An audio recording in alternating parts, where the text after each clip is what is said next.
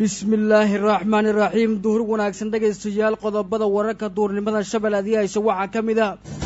faahfaahin dheeraada oo laga helayo dagaal u dhexeeya ciidanka dowladda iyo al-shabaab oo ka dhacay deegaano ka tirsan gobolka gado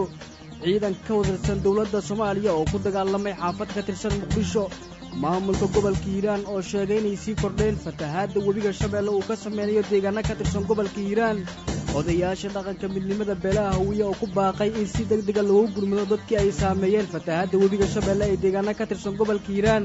shir looga hadlayo arrimaha cadaaladda oo maanta ka furmay magaalada muqdisho qaramada midoobe oo si kulul u cambaaraysay qaraxii shalay ka dhacay magaalada gaalkacyo ee gobolka mudug xukuumadda soomaaliya oo sheegtay inay waddo qorshe lagu daabacayo shilinka soomaaliga ciidan ka tirsan kuwa puntland oo howlgal tiradada lagu qabtay ka sameeyey waqooyiga magaalada gaalkacyo ee gobolka mudug dowladda soomaaliya oo wafda wasiiraha u dirtay dalka burundi si ay kaga qayb galaan kulanka galabta magaalada bujumbura ee dalka burundi ku dhex maraya soomaaliya iyo tanzaniya wararka dibadda ee duurnimadan shabeelle aysa waxaa ka mid ah maraykanka oo ku baaqay in sacuudiga uu soo afjaro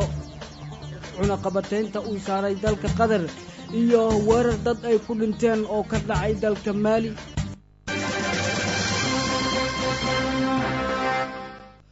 waa duhurnimo axada taariikhdu ay ku beegan tahay 29 bisha afraad ee abriil sanadka 2018 warkaasi oo dhan duhurnimadan waxay noo haysaa farxiyo siyaad maxamuud aad baad u mahadsan tahay nuurudiin xasan ibraahim nuurudiin shardi bismillaahi raxmaani raxiim duhur wanaagsan dhegaystayaal kusoo dhowaada warkii oo dhan faahfaahiino dheeraada ayaa ka soo baxaya dagaal u dhexeeya ciidamada dowladda iyo xarakada shabaab oo ka dhacay gobolka gado ciidamo ka tirsan kuwa dowladda federaalk soomaaliya iyo dagaalyahano ka tirsan xarakada al-shabaab ayaa ku dagaalamay nawaaxiga degmada buurdhuube ee gobolka gado dagaalka ayaa waxa uu ka dambeeyey kadib markii ciidamo ka tirsan kuwa dowladda soomaaliya roondo ay ka sameynayeen duleedka buurdhuubo dagaal xoogan ay kala hor yimaadeen dagaalyahano ka tirsan xarakada shabaab saraakiil ka tirsan ciidamada dowladda soomaaliya oo la hadlay warbaahinta waxa ay sheegeen in 2 dagaalyahan oo ka tirsan al-shabaab ay ku dileen dagaalkaasi ka dhacay duleedka buurdhuubo iyagoona intaa ku daray in hal askari uu kaga dhintay dagaalkaasi waxayna intaasi raaciyeen inay jiraan dhaawacyo soo kala gaaray labada dhinac maalmihii ugu dambeeyey ciidamo ka tirsan kuwa dowladda soomaaliya iyo ciidamada kenya iyo kuwa maamulka jubbaland ayaa howlgallo qorshaysan waxa ay ka sameynayeen deegaano ka tirsan gobolada jubbooyinka taasi oo ay ku xaqiijinayaan ammaanka deegaanadaasi oo ay qaybo ka mida kaga sugan yihiin dagaalyahanada xarakada al-shabaab ciidamo ka wada tirsan kuwa dowladda federaalk soomaaliya ayaa ku dagaalamay magaalada muqdisho guuleed cumar xasan ayaa warkanna eegaya sidaan ku helayno wararka ka imaanaya qaybo ka mid ah degmada daynile ee gobolka banaadir ciidamo ka wada tirsan kuwa dowladda oo xiisadooda beryihii ugu dambeeyey ka taagneed agagaarka xirada zaman ee magaalada muqdisho ayaa lagu waramayaa maanta iska horimaad kooban in ciidankaas uu halkaasi ku dhex maray dagaalka kooban ee ciidankaas dhex maray ayaa ka dhashay khasaaro dhimasho oo la sheegayay in ku dhowaad 5 ruux ay goobta ay ku dhimatay sida wararku qaar ay sheegayaan xasan maxamed nuur oo ka mid ah odayaasha dhaqanka ee deegaanka oo la hadlay idaacadda shabeelle stuudiyaha muqdisho ayaa waxa uu ka dhawaajiyey in xiisadu ay dib u soo cusboonaatay kadib markii lagu kala tegay wadahadalo dhowaanahanba la doonayay in xal looga gaaro xiisadaha ka taagan agagaarka hanta dheer ee magaalada muqdisho saaka 5 qofood inay dhimatay oo dagaal yar oo meesha ka qofka dhimata dawladuna sooma tixraacdo dadka laga dilayna iimaydaas kama roon iyo way habeenka daas yaxato xabadaha ma jiifa kartid haday maalintaas sidoo kale dhibaatada waa iska joogto hadda maanta 5 qofood dhimata la leeyahay maalin ka horeysa 3 dhimatay maalin ka soo horeysa 5 dhimatay maalin kada habeen dagaal dhaco ayaan dhaweeday 20 dhimatay dadka deegaanka iyo siyaasiyiin iyo ninka la yiraahdo dad ay isku dayeen khiyaar deegaanka ah in dibkan soo noqday xal laga gaaro waa la fadhiistay waa lagu kala tagay hadana waa la fadhiistay gobol saas ahaa jiray qaybta ugu dambeysay saaka lagu kala tagay ma garad waxaan codsaynaa madaxweynaha iyo ra'iisul wasaaraha iyo wasiirka arrimaha gudaha inay arrintaas wax ka qabtaan xiisadaasi u dhaxaysa ciidamo ka wada tirsan dowladda oo salka ku haysta iska qabsi dhuleeda ayaa maalmihii ugu dambeysay ka taagneed agagaarka xirada zaman waxayna saameynta ugu weyn xiisadaas ee ku yeelatay qaar ka mid ah dadka deegaanka nuur yarow cali iyo weliba sheekh doon nuur wadheere waxay ka mid yihiin odayaasha da-da ah ee degan agagaarka xirada zaman waxa ayna cabasho ka muujinayaan xiisadahaas dabajooga ay kusoo laalaabtay agagaarka xiradaas waxayna baaq u direen mas-uuliyiinta ugu sareysa dowladda oo ku aadan in wax laga qabto dhibaatada halkaasi ka taagan oo ugu horeyso dhulboob laga wado halkaas walba san meeshaas ku leeyahay waxa waaye burcada dhex jirtay mooriyaan ay soo dhigteen niman oo maaragtay dama isku sheegahay waxa waaye laba xero ay ka socdaan ilmaha marka waxa waaye aniga dhulkaas wax badanaan deganay 70 jiraan ma aha haye waxa waaye nin oo mooriyaan oo meel iska fadhiyahay dawladana ijilisha ani waxa waaye laanta koortama waxay ka bilowdo waaye CC ka soo gudbay maalmo wala hadalku waa fashilmay in la isdili taaganta markaan ku dhowday 92 sano jira xamaraan ku dhashay aniga xamar talyaanigiyaan joogay ingiriiskiyaan joogay soomaaliyaan joogay waddanka weliyaan joogaa walaalayaalo dawladda waxaan ka rabaa dawladda caadi hadee dawladda caadi la ahaa maxaa la yidhahdaa adduun waa laga tegaya aakhira la aadaya malaysaa ama falaala sameeyo walaalayaalo waxaad yeelaysiin rag hallees ka dhigo nimanka ciidanka oo dadka boobaayaan hanagala qabto taasaa qabaa. si kastaba arrintu aan noqotay maadaama uu burburay dadaaladii wadahadallada ah ee la doonayay in xal looga gaaro xiisadahaas ayaa waxaa iminka la saadaalin karin halka ay ku dambeyn doonto xiisadaas u dhexaysa ciidamo ka wada tirsan dowladda Soomaaliya ee salka ku hayso arrimo iska qabsi dhuleed ee ka taagan xirada Zaban degmada Daynile ee gobolka Banaadir. odayaasha dhaqanka beelaha Hawiye ayaa ku baaqay in si degdeg ah loogu gurmado dadka ay saameeyeen fatahaadaha webiga Shabeelle.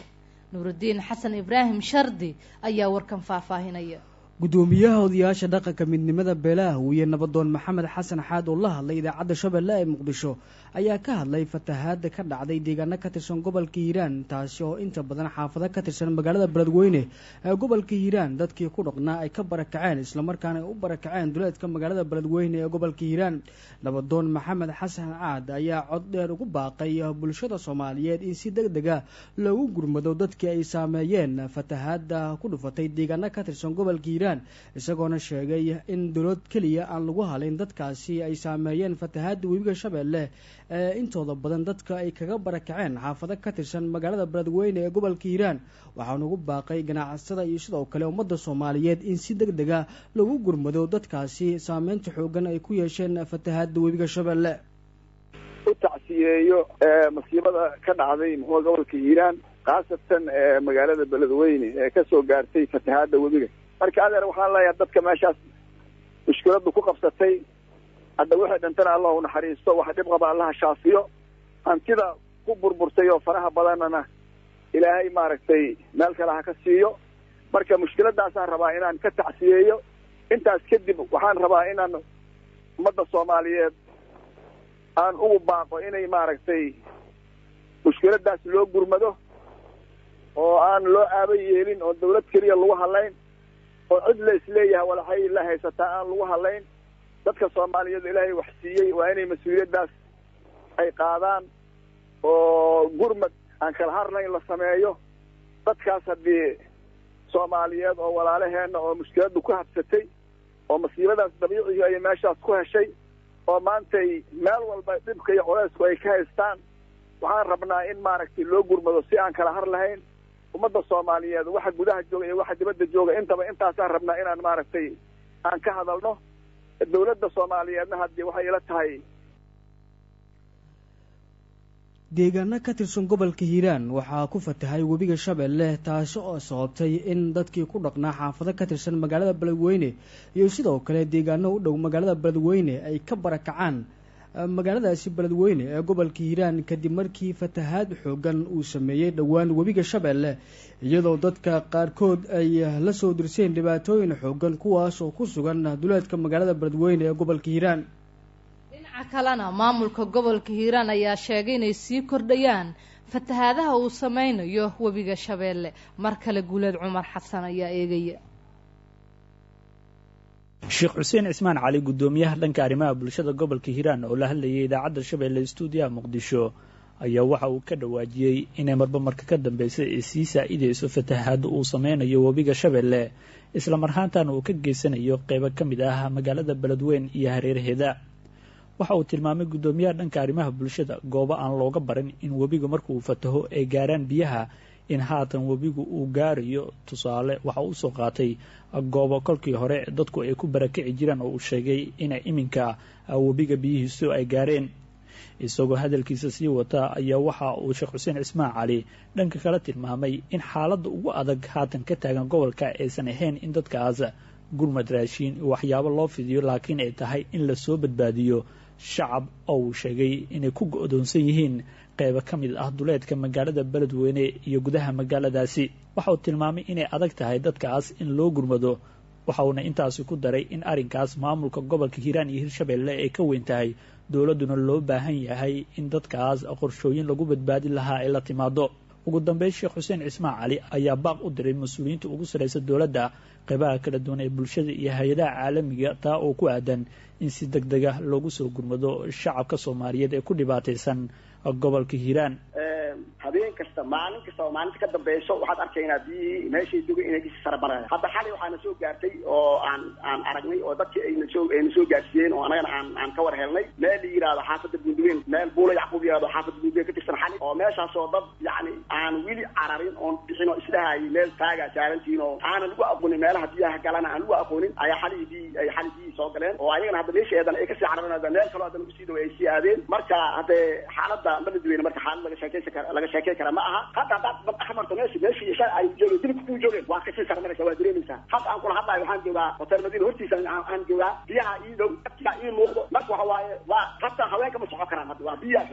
aad u xoog badan biya aad u xoog badan waxaa isleeyahay biyo xoogo waa hoosay usii soconaan laakiin hoos mu socdo koran kusii socdaan marka waxa waaye dadaa go-doonsan in la ogaada rabaa dadaa go-doonsan dadkaas go-doonka ku jiro waa dad reer beledweyne waa dad reer hiiraan ah waa dad soomaaliyeed marka dadka go-doonka laga soo saaraa muhiim dowladdan dhaxana waxaa looga fadhiyaa ama doon ha keento ama si kasta ha yeesho yani annaga waa naga tanweyntaha runtii arrin aan ka bixi karna ma aha. marka dadkaas go-doonsan oo halista ku jiro in laga soo saaraa ayaa muhiim ah. waxyaabahan kale dadkii baxay waaba baxay kii baxay dadkiisoo ku dhex jira shacabkiisoo ku dhex jira kii ceel jaale aadi kii shiirka neexa uqaxay kii yani meeshan wurida uqaxay kii kaloo meel cararay oo meel degi waaba meelow degi laakiin kan go-doonka ku jira muhiim ah daarkakeena marka hadda meeshaas. si kastaba arrintu ha noqotay dowladda federaalk soomaaliya ayaa shalay guddi ka kooban 12 xubnood waxa ay u xil saartay dhibaatooyinka fatahadaha ee geysanayaan webiyada jubba iyo shabeelle gaar ahaan dhibaatada adag ee ka taagan gobolka hiiraan waxaana iminka laga dhuur sugayaa tallaabooyinka loogu gurman doono shacabka soomaaliyeed ee ku dhibaataysan gobolka hiiraan ay qaadi doonaan mas-uuliyiinta ugu saraysa dowladda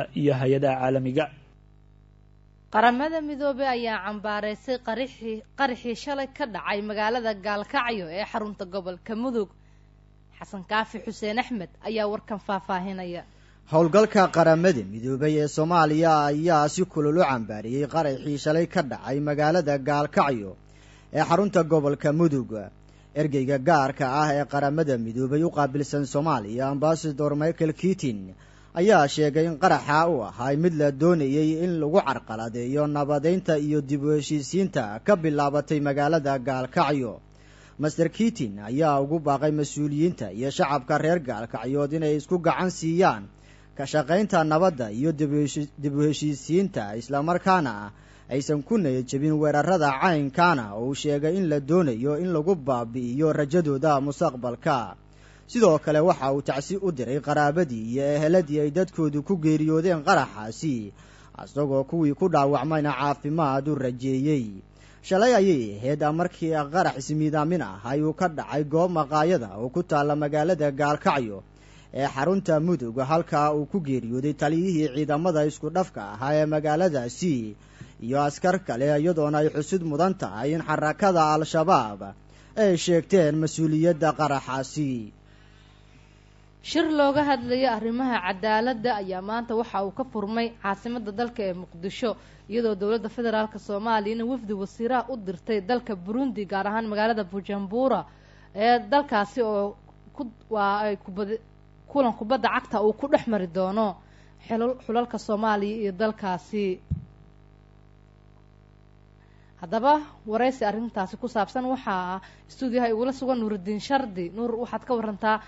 shirkani ka furmay muqdisho iyo weliba wafdigan heer caalamiga ee dowladda soomaaliya u dirta dalka burundi. waa mahadsantahay farxiisiya. shirkan oo muddo 3 beriyaha ka socon doona magaalada caasimadda ee muqdisho ayaa waxaa diradda lagu saaraya arrimaha ku aadan wadatashi la xiriira arrimaha cadaaladda.